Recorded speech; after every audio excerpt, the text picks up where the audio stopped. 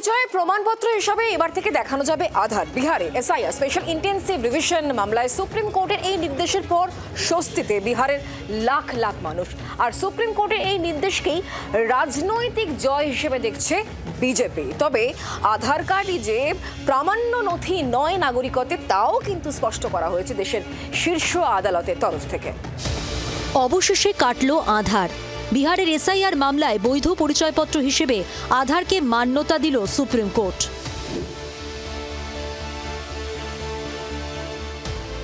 ভোটমুখী বিহারে ভোটার তালিকায় special intensive revision বা বিশেষ নিবিড় সংশোধন শুরুর পর থেকেই যত বিতর্ক। এই প্রক্রিয়ার প্রথম ধাপে ভোটার তালিকা থেকে 65 লক্ষেরও বেশি নাম বাদ পড়ে। প্রতিবাদে সুপ্রিম কোর্টের দ্বারস্থ হয় একাধিক রাজনৈতিক দল। সোমবার এই মামলার শুনানিতে আধারকেও পরিচয়পত্রের প্রামাণ্য নথি হিসেবে স্বীকৃতি দেন বিচারপতি সূর্যকান্ত এবং বিচারপতি জয়মাল্য বাগচির বেঞ্চ। এতদিন পরিচয়পত্রের প্রমাণ হিসেবে 11টি নথি দেখাতে পারতেন বিহারের বাসিন্দারা। এবার 12তম নথি হিসেবে আধার কার্ডও দেখানো যাবে। ফলে বিহারে ভোটার তালিকা সংশোধনের সময় আধার দিয়ে পরিচয় নিশ্চিত করা যাবে।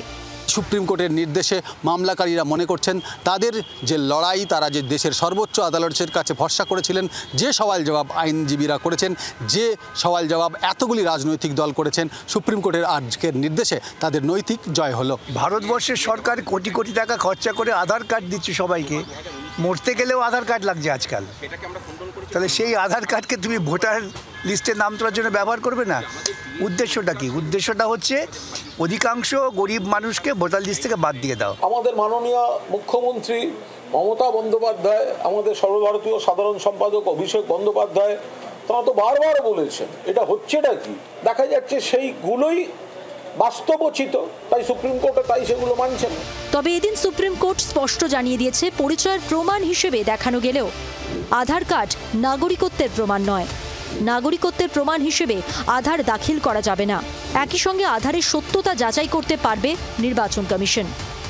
ইলেকশন কমিশনের যে পিটিশন তাকে মেনে নিয়ে তারা বলেই দিয়েছে আধার কার্ডকে মান্যতা দেওয়ার কোনো প্রশ্ন নেই, কিন্তু আধার কার্ডকে একটা ভিত্তি প্রমাণ হিসাবে ধরা যেতে পারে, এই পর্যন্ত।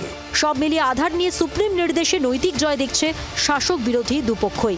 ব্যুরো রিপোর্ট, জি24 ঘন্টা। বাংলার আওয়াজ, বাঙালির আবেগ, জি24 ঘন্টা।